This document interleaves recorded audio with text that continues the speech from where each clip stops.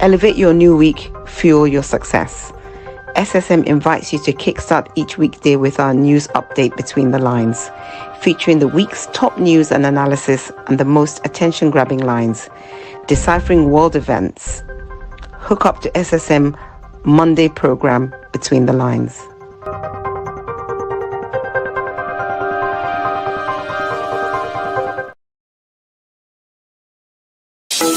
In a world where news flies around every minute, you need the ability to relate and connect with what matters and stay up to date.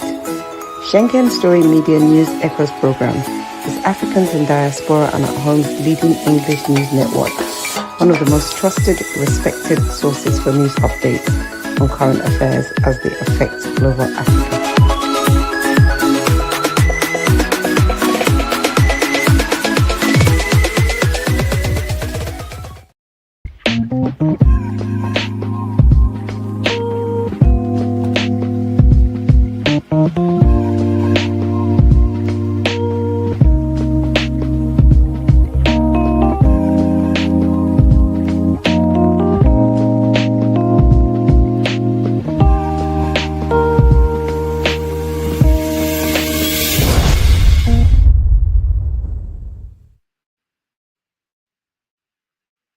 Hello, viewers around the world. Good day to you. My name is Magodini Werajua, and I'm here on our Monday News Start Between the Lines. Between the Line is our lively conversation program that gives you updates every Monday, 7 p.m. Nigerian time, and the other time also. So what we do is give real-time updates, real-time news as they happen around the world. So you're welcome. Like we say, elevate your new week, your success, as we invite you to kickstart the week with our news updates with the lines. And I'm here. Hopefully, our coordinators from the different corners will also join us. So let's roll through the news, then we'll come into the discussion. The first item here is we're still having more raids, more insurgent attack, terrorist attack. This time it was in the university. University of Olabisi Onabanjo hostel had students running for their lives. Students were injured, things were stolen. They were on Saturday night. So we're still seeing more of this incessant attack on people, citizens of Nigeria. The university has given the accurate number of students that were injured and any person that was probably kidnapped. But we said that we heard it was a big one.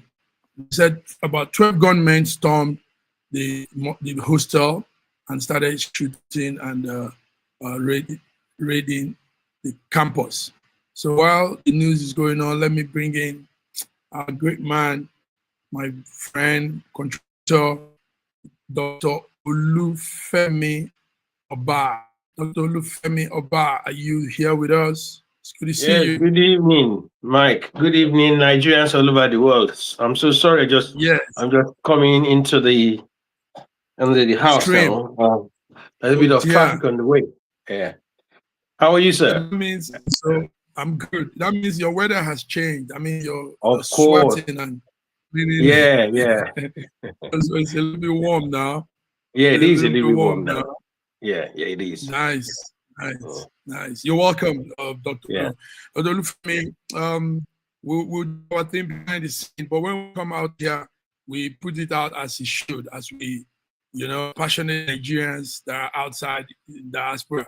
So they've taken some of these very bad attitude to campus. Olabisi Onabanjo University hostel experienced this attack again. And they said dozens of students were injured when some men, 12 people, stormed in their campus. So is it that this is a robbery case, is not connected to terrorism, not connected to insurgency? What do you think could be this? What do we call? I think it's more of cultism than. It's more of cultism than. Can you hear me? Can you hear me? Very well. Yeah. Sorry. Yeah. Yes, yeah. I can. It yes. is more of, yes. Yeah, it's more of cultism, which is resurging again in the campuses. And the cultism that we have, the level of cultism that we have in the campuses now are so childishly stupid, and some of them are backed by criminality. They use that to molest the female gender. They use that to steal and to obtain by force. So they use it as a cover to criminal activities. Unlike when we have in the cultism of those days, where it's about putting things right. It's about cultism. It's about like activism at the highest level there in the 60s, when in the 50s and 60s when it was here. Even as the year goes by, it's been watered down as a weapon of oppression and terrorism. So you find that when you find that in the universities in Nigeria, it's been used as a weapon of terrorism, harassment, misogyny, and also for obtaining by force. Obtaining by force. Viewers, we're talking about Olabisi Onabanjo University, OOU, the Ibogun campus, E4, Ogun State, where dozens of gunmen suspected members, and now our big man is telling us this could be students also inside job, and they are the school. They went away with phones and laptops and valuable from the students. And this is sad because these are students that are managing their little things, coming to disrupt them this way. It will affect them. Do you think so? Mentally, yeah. I don't want to stay in those hostels. The fear of the trauma of going through that experience, the anxiety that will follow when they come back to the campus cannot be quantified. This for them to come in there and come and take phones, laptops, take money and all this stuff, harass the girls and all this. So you see that they are thieves. Some of them are, and can I tell you, they are inside jobs. Inside jobs for them to they're inside jobs. Maybe people that they know, or maybe students masquerading as gunmen or whatever it is. But the thing is, is for them to know where to go to and what to obtain, it's an inside job. It's an inside job. Okay, so viewers, that's it. You're hearing this from us here, but we hope we don't have much. Don't you think universities should also have very tightened security at this point? Of course. I know most universities have police stations inside campus, but it could be more than the police stations. They could now have some military presence too. Some, you watch over. You are right. You are right in that in saying that, because it is important to also know that everyone is should be security alert wherever they will may be. Well, everybody's vulnerable. Everybody is vulnerable at the moment. The thing is this: the number of our population vis-a-vis the security forces that we have is nothing compared. It's even below the UN recommendation, far below that. Yes. And therefore, we must find a way of securing ourselves. Universities in the past used to have security forces. They have security men on campus that monitors the security, and also they also go around the campuses making sure everything is right. But as time goes on, you know, we have a system of mismanagement where we just, Yes. oh, we don't need them. So Then instead of again, replacing them, we sack them and rather use the money for something else.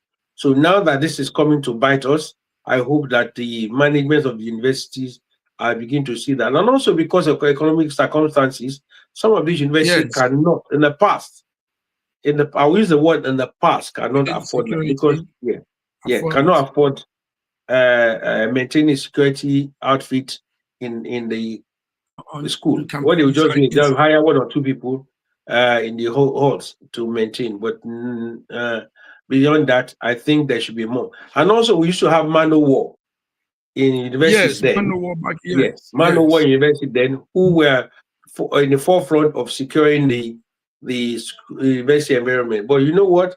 How many of these young people want to join man o' war? They rather go and watch Davido and dance Kelewu or on the street on their campuses, and they rather do anything strenuous. And they rather join the Well, woman o' no war campuses of woman, the no war, female campuses, woman o' war of the female campuses than or they the join man o' the war. themselves. Yeah, Most students will prefer to be in these very secret, deadly cults, yeah, yeah, fraternity, confra, that yeah, rather than instead of joining this kind of thing you said now. These are yeah. paramilitary Paramilitary groups that, organizations.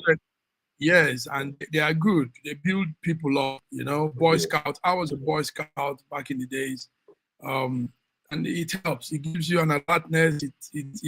It gives you a form of Stability. yourself. Yes, yes. So I'll take this last statement now, Dr. Lufemi. Universities should encourage more of such paramilitary organizations. Let's bring it back. If they've lost it, let's bring it back, and let's Yeah, yeah. work on that to build security on campus. Yeah, let's go forward. Olufemi, we have Dangote expanding. Dangote says he's expanding his refinery to accommodate about 95,000 jobs. That's a good news. Is that not a good news? Yes, yes, the good news. And that's what we're Mhm. talking about, the from consumption to production. When we start Okay, producing, jobs will start opening up. When we opening start, up. imagine now, let's just imagine if we have not stopped this importation of crude oil and petroleum and this Petroleum. subsidy nonsense that is passed. Those Mhm. 85,000 jobs will be created in another country that will be Country. producing the oil for us to sell, to us. So that is what this is all about. When we go away from this consumption economy to production economy, jobs will be created and the environment will get better. And one other thing you also need to understand is that as these jobs are created, the quality of life of Nigerians becomes better. Because one, Yes, people get jobs and therefore they begin to live well. Also, very correct. Very true. because of that, there'll be a kind of the chain of event. So children are Mm-hmm. sent to school Mm-hmm. because the parents get Mm-hmm. jobs, their brothers or aunties get jobs. The Yes. housing is jobs in housing is created because people are now paid. They can get, so it becomes a chain. It becomes a chain that rules domino effect. Rules domino effect. So this is very interesting. I like the angle you're taking it to, Dr. Femi, because we've been emphasizing on this, and I think we should do more. We have that number. The youth of Nigeria is, I think, the highest in Africa, and this is that age when young people are full of energy, and so when they are not engaged in something useful, positive, obviously they will begin to look into all these other crazy things that happens now Other on the vices. scene. Yeah. Yes, because the energy is burning. A young man is full of all of those strength. So more jobs, more people should be thinking on mind. Instead of putting their money in the bank and all of those things we do. More of these idea of creating job will boost our economy, help our population, and keep us moving. Good one, Dr. Olufemi. So that's it. Dangote refinery expansion is creating 95,000 jobs. Good news. And we hope it will work well. Everything will go well in that aspect. Let's move further. As Dangote is expanding, somebody is complaining. Somebody said something, and that's one-time president of Nigeria, Olusegun Obasanjo. He said Nigerian refineries will not work again. That's the federal government-owned refineries. What could be his point of view? What do you think he saw, Dr. Olufemi? Is he saying from I wouldn't know.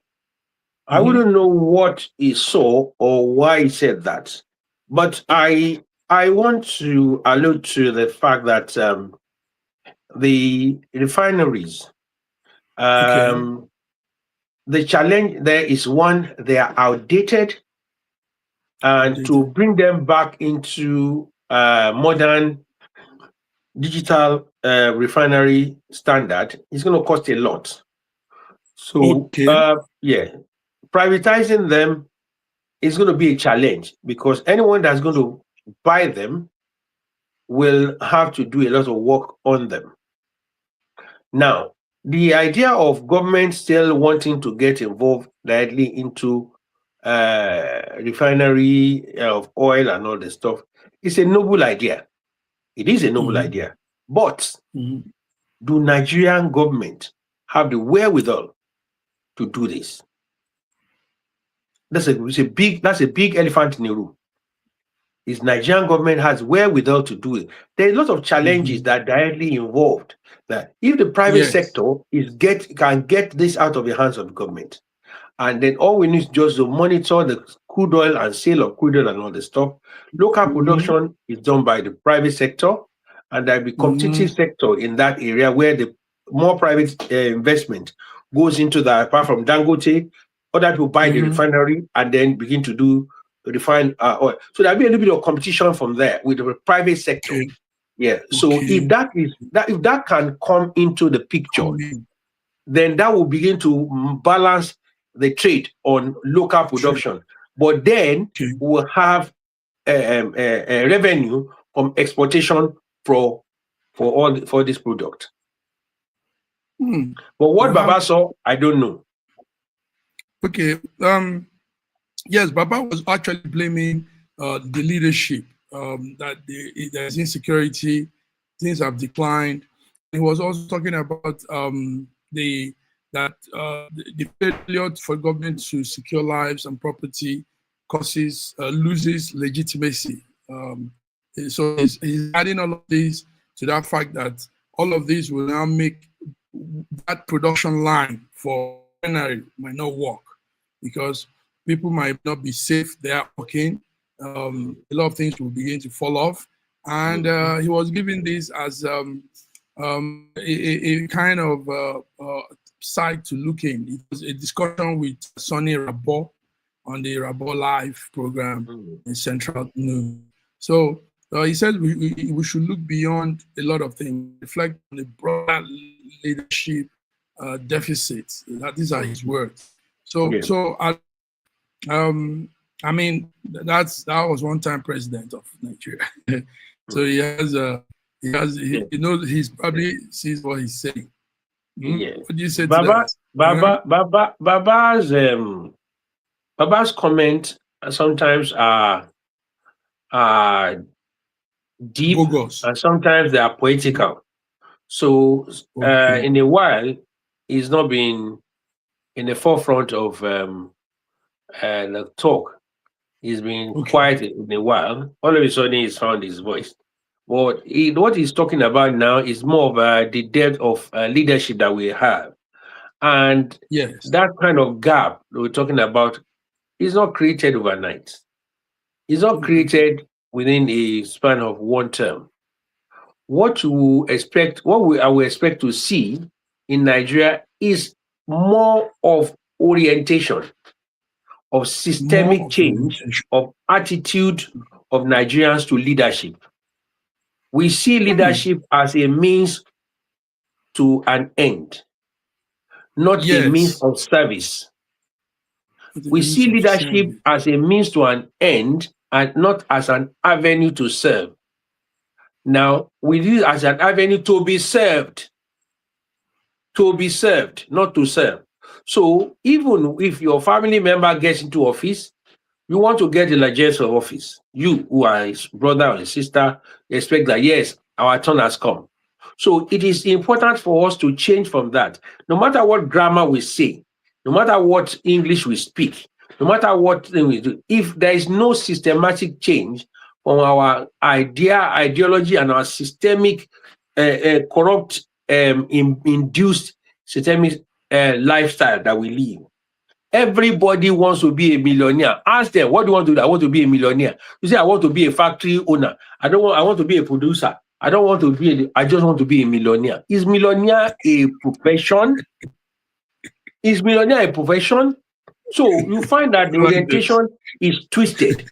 So when we talk about leadership, shortage in leadership, the quality of leadership, it is what it is. It is the truth. It's what it is. It is the truth. It's what. Listen, Dr. Olufemi, you're so apt now, so direct and straight to the point. And this is good. We'll make sure people hear this. What you've just said now is something all Nigerians needs to hear. Dr. Olufemi, it's all Nigerians, all of us, all Nigerians. You know, we talk of corrupt politicians. Those of us that are outside, that are not in governance now. But once an opportunity comes, that person worse than the ones that were there before, you know. And this is the mentality, like you're saying. Everybody's just conscious of their own wealth.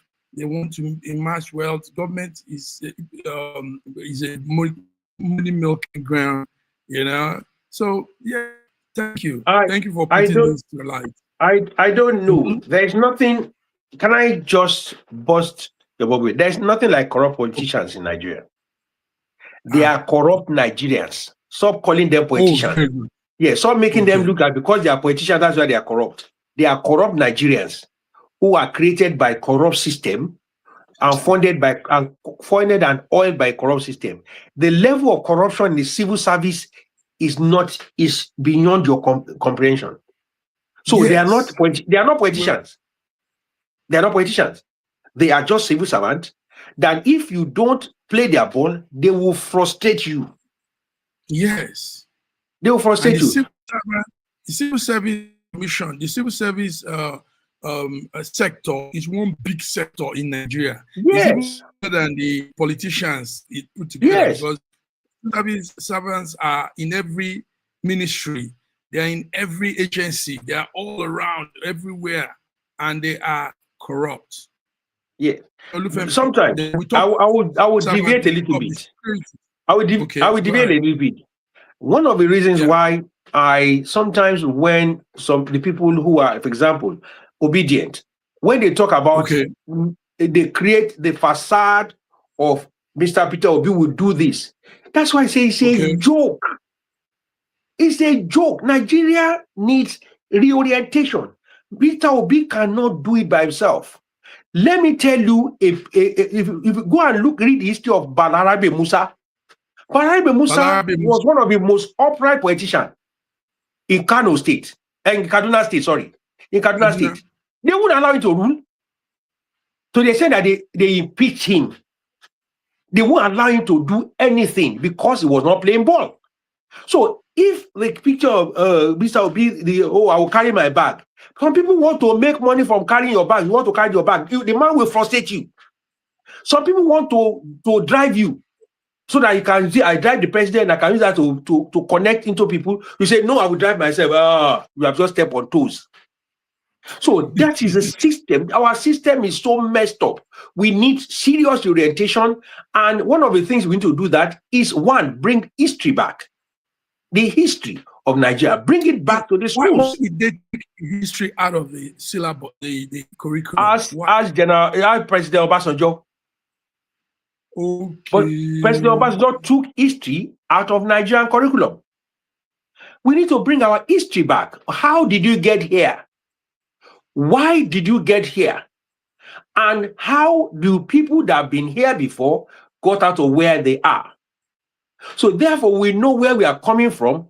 There's something say that if you don't know where you are coming from, you can't know where you are going. So the problem is that we don't know where we are coming from. I heard somebody on social media. He was messing up history of Nigeria to the extent that I was just so upset. I just switched off. There's a gentleman, an American, talking out to a group of people in America, twisting the history of the terrorism in Nigeria, twisting it, messing it up, twisting it. And I was like, what? If you know the history of Nigeria, you will know where we are coming from. For example, just crisis has been on for over 30 years. And somebody is making it look as it just started yesterday. No, that has been long. So we need to know our history and correct our ways. Correct our ways. Viewers, you are listening to this chit-chatting with me and Dr. Olufemi. Dr. Olufemi, I don't know what you had today. I think you woke up on the right side of the bed and you ate some real good food for lunch or breakfast. All right, but Dr. Femi, let's come on to something. Pat Utomi, we all know Pat Utomi, that I think he once was into education too. He had his business school, and you call him a technocrat, more or less. Pat Utomi said Nigeria is sliding towards racism, one-party state, like we've been saying. He says we need to restore our democracy now, also reach the one-party state. Do you agree with Pat Utomi on this? Pat Utomi is playing politics with words. Pat Utomi is playing politics with words. Now, when somebody has failed in the field, focus on where you are best at. It's kind of a technocrat. Focus on technology, being a technocrat and educationist. He has no business in politics. He's a failed politician. He's just running his mouth. He wanted to be governor of a Delta State. He was following Ashwaju all over the place. Where it did not work, he became an activist. Go and look. There's a picture. There's a video of Bola Tinubu dancing in his house. Pat Utomi was dancing behind him because he wanted to be governor of Delta State. But when the thing did not work out, he became an activist and started attacking the person of Bola Tinubu. What am I talking about here? The issue of one-party state is not is not in the realms of those who are making up parties now. Pat Utomi was supposed to be the candidate or the flag bearer of Labour Party before they brought it and gave it to Peter Obi in the 2023 run of 2023 elections. They were at the forefront of that, backing up Peter Obi to become Labour Party. And I was expecting them to build on that. Yes, also he was with ADC. Let's talk on the one-party. So on the issue of one-party state, on the issue of one-party state, the problem we have is not about one-party state as verbatim. It is the key players wanting to create a mega party. Mega party does not mean that you will win. I think let me open my academic mind. President Bola Ahmed Tinubu, one of the things that endeared me to him is that he is a planner. He is a person that plans ahead and make it work. There was a time he was the only governor of the progressive states. And what did he do? He used that influence of progressive to win back those states. They over the years, he created the facade around him. But the problem we have with politicians today is that they want to start a party today. They want that party to win presidential election today. That's a problem. Now, we are talking about these parties we are talking about. They should be working towards winning the House of Assembly, controlling the states, controlling the member of Senate, concerning the House of Representatives.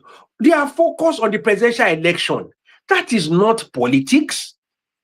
This is not about one-party states.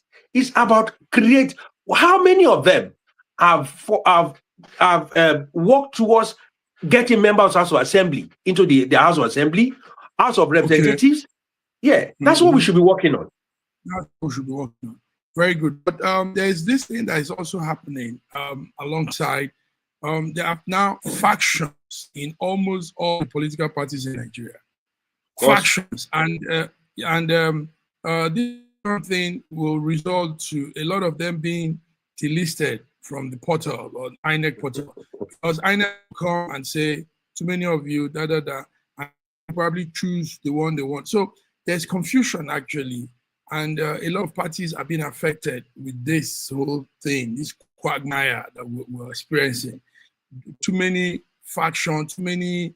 They would do primary. This one will come and say that their primary is nullified, is not taken, it wasn't a unanimous arrangement. All kind of. I was shut out of a meeting. I was locked out. I was locked out of a meeting. So, and all of this, we don't know who's masterminding this, Dr. Femi. We don't know. There is nobody masterminding anything. Listen, the problem is that the average Nigerian politician is a greedy person. The reason why, the first and foremost reason why they are in politics is to get into office, and then any other thing is secondary. The primary objective is to get into office. So whatever and whoever they are singing praises of is to climb on the back of that person to get into their own office. So when you talk about primaries most of them are not democratic. Let me tell you, most Nigerians are not democratic in their mind. If they lose election, somebody rigged them. If they lose election, it was somebody else. If they don't win, it was because somebody did this. Well, it's not that people did not vote for me. But we had the chief of staff, the president of Femi Bajabiamila. We had him telling one other faction of ADC that they should head with him, scatter the party. So of course, that is political. That's political talk. That's political talk. Now you heard what's called Governor Makinde said we are going to evoke the spirit of wet here in the West. So those are political talks. But even scatter political party is even worse than what Makinde said. Makinde said wet here is synonymous with murder, arson, and thuggery. That was what that means. Tell our viewers the word here. We're going to come to that story. Quickly, let me explain what wet here means. State. Yes, wet here, yours is the Western region. The Western region was controlled by AG, Action Group, led by Chief Obafemi Awolowo of pleasant memory. His assistant was Chief Ladoke Akintola, who Olayo Akintola was named after. So when they won the election in the Southwest, there was supposed to go. We were doing parliamentary elections then. So it was supposed to go to the center and go and contest for the prime minister of Nigeria, but it did not work out. So when it did not work out, Awolowo want to come back to West to control the West. Akintola now said no. I was an assistant. You are moved to the north, to the center. It didn't work out. He now said, "You are my assistant." It's like say vice president and vice president. I moved. I'm coming back. He now said no. And the reason why he said no was because some people who were opposed to Awolowo were already backing him up. And now you are successor to. It's like what happened to Tinubu and Osinbajo. Osinbajo wanting to be president on his own. Yes. So what happened then? What happened then was that those who are backing Akintola had the backing from the central government under MPC, Ahmadu Bello and Tafawa Balewa and Zikwe. They had backing of them, so they had the federal might behind them. So what happened was that the people of the Southwest who had the popularity of Awolowo now went to flush them out. So wet here means wet them. So wet them with what? petrol. When they petrol and set them on fire, that's what it means. So now APC and people are criticizing that comment. Yes. Made. Yeah, because a lot of people were killed. A lot of people were killed. And what happened? They were burnt alive. People's houses they will surround people's houses, wet it with petrol, set it on fire with people inside and kill them. Opposition were killing each other. They were killing each other in the West. And that's why there was still emergency declared in the West. And that was what Makinde was invoking in Ibadan. Ibadan was capital of the West. So that is a very dangerous statement to make. I know he said that sarcastically. Yeah. You understand? So, yeah. But you shouldn't make reference to those kind of no, things. No, you shouldn't. The lives of people. No, you shouldn't. You shouldn't. You shouldn't have done that. And it was. I'm sure Governor Makinde did not mean it in the realm of let's kill opposition. Let's burn them alive. He didn't mean it that way. Yeah. I think he meant it poetically. It's a sarcastic expression. Yeah. But it went out of context. Yeah, it went out of context. And you know, politicians too, because he has made mention of that, they will twist it to make it look bad. Yes. Thank you for that information there. We had that incident during the weekend, and everybody has been talking about it. Let's look at the court that has barred journalists from covering the trials of the alleged coup plotters. And some people that are saying that they shouldn't be tried. Do you believe those men did that coup, and why shouldn't they be tried? And why are they blocking journalists? I got the news this morning because we're journalists ourselves. So when I see anything that affects our colleagues, I want to talk about it. I mean, it should be an open thing. If they say they allegedly did coup, then let's hear how they did it. Let's see the evidence. Let's understand. So when they block journalists from coming, then it's another story entirely. We're talking about the coup that involved Latif, that involved the names of coup, retired naval captain, Ramos Victor, Inspector Ahmed Ibrahim, Zakiri Omuro, Buka Agoni, Abdullah Sani. These are some of the coup plot leaders. Of them, leaders. And there's also the former Minister of Petroleum, Timipre de Silva. So Silva. But he's not around. He's at large now. He's been at large since the day they announced that the coup happened. So that's a sign that he actually was involved in something for him to run on. But why do you think blocking the journalists from covering it? What could be the reason? I have reservations about that, but my reservation is muted. I will say that. My reservation is that normally things should be in the news for everyone to hear and to know what happened. But because we are in the era of jet age news coverage, where everything that is in the open can be twisted and can be used against anyone, including against the military. These men are military men, one. Therefore, their trial is normally not a media circus. It's a court-martial case, which will be dealt with under the laws of which they signed in as military men. So therefore, it is not a circus for media to cover. Thirdly, there might be sensitive security information that might be divulged in the course of that trial that may put at risk many men who are fighting gallantly on the war front, or those who are working as security apparatus. So therefore, the purpose of which we want to get the information may not may be outweighed by the possibility of things that we will not be able to control when we get out of that. That may be the reason for that. So as I said, my reservation is muted. Beautifully explained. This could be it. And we know these days, like you said, you need to be careful with the way informations are taken out, because the AI, the social media influencers that want to create, they want to Content. increase their views. They want to increase their views. They want They're to going to increase create numbers. content.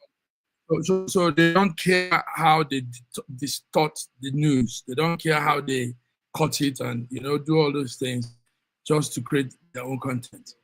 One viewer is with us and he says, "Thank you, gracias." I think that was when you were speaking earlier on, because you explained that word there and all of those things very well. So thank you. He doesn't have his name, but he says LinkedIn user. Thank you. He says gracias. That's a Spanish way of saying thank you. You're so welcome. maybe he's in Spain. Yes, thank you, Dr. Olufemi. Dr. Olufemi, we will not take much of that time. Let's look into something also that is not too nice. Dr. Olufemi, it's what you call the xenophobia in South Africa. Xenophobia in South Africa is becoming too much, Dr. Olufemi. Now they are also taking it beyond, and it's going too far. So Nigerians in South Africa are calling out the government to intervene, going attacks on them, and other forms of xenophobia attack on Nigerians all over South Africa. Made their plea this morning under an umbrella called Nigerian Citizen Association in South Africa. So, Dr. Olufemi, why will South Africans become the hot pot of xenophobia? Can they just allow their fellow African brothers be? Yeah. When someone is blinded by ignorance, poverty, and stupidity, thinking that when you take something from someone that you did not know how to run, it's like, oh, I want to take a car from someone, I don't know how to drive. That is what is fueling xenophobia in South Africa. Now, we are having Black men who are supposed to be educated, but they are half-baked educated. They are educated halfway, thinking that when they send away fellow Blacks from South Africa, that's when they can get the best of the jobs that you don't have training for, the job that you don't have acumen for, the job that you don't even have the financial wherewithal to run, because they are attacking businesses, they are attacking individuals under the umbrella. Some people are bringing drugs into South Africa, and the young people are using drugs and blah blah blah blah. And you want to tell me that everybody they attack are drug pushers? So they are using that as a cover just to push that. I saw the other day they attack a pregnant Zimbabwean woman. That woman cannot have a baby in the hospital. Women are attacking women who are pregnant. Is that not barbaric and animalistic? To women chasing another woman. You know the funny thing, Dr. Olufemi. The other crazy thing is these same Black South Africans cannot look into the eyes of the white South Africans. The white South Africans. They be intimidated. They're so timid when they come around them. But when they see Black people, their veins will rise. Yes. You know, the unfortunate thing is this. The unfortunate thing I find in this xenophobic thing is that a lot of the leaders in the Black community are quiet. A lot of the leaders in the Black community are quiet. Where are the people like Zuma? Where what's their former president? Thabo Mbeki. Yes, where are they? Thabo Mbeki went to school in Nigeria. Went to school in Nigeria. I remember when I was in university. When I was in university, South Africans were in my university, University of Ibadan. Yes, went to school for free. Obasanjo and Muritala and Buhari government, we are bringing them in droves to come and school for free in Nigeria. That's correct. For free. And And these people also, are now educated and they are quiet. Nigeria helped to secure their freedom. Their We were freedom. heavily involved. Do you know that soldiers, every civil servant, we talk of civil servant, servants were an amount of money was deducted. Yeah, donated. From every Donated. yes to South Africa. In the entertainment side, Nigerian entertainers, Sonny Okosu, Sonny Ade, all of them were singing songs to promote the freedom of South Africa. Everything, like you said, students in the other side, we had many South Africans because they couldn't go to school in their place. A lot of them didn't have the means, the fund, and all of that. So they were brought here to us to do that. And everybody, not only in Nigeria, I think most West African countries were heavily involved in their freedom. Now, these same people that helped them get their freedom have become enemies. It's so sad. South Africans need to know something. They need to know that you don't do this to your fellow brother. You know what is killing them is because these ones that are doing this have not traveled. You know, they think that they are in their heaven. They think they're in their heaven. So this is their country is so sweet. This is heaven for them. You know, if they've moved around, they will see that people move around. A lot. Americans are living in Africa. Everybody's living everywhere. Australians are living in. You know, the whole world is mixed with immigrants and all of that. So you don't look into somebody's life because he's with you and you think he's less of a human. It's sad. It's sad. So anyway, we just hope that they will wake up one day from all of this and stop being xenophobic to their fellow brothers and sisters living in their country. Finally, big man, let's talk about what happened in Washington yesterday. Before we talk about it, let's see the clip. All right.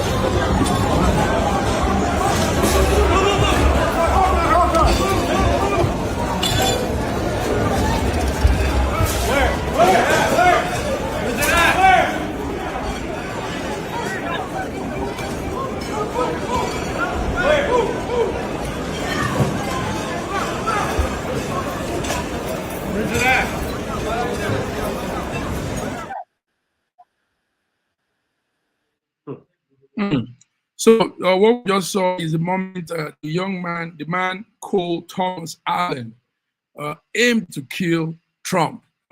Trump and some officials were at the press dinner in a Washington hotel, and this guy made an attempt to take the life of the president. So what do you have on that story? And he's a lecturer. I heard he's a teacher like you.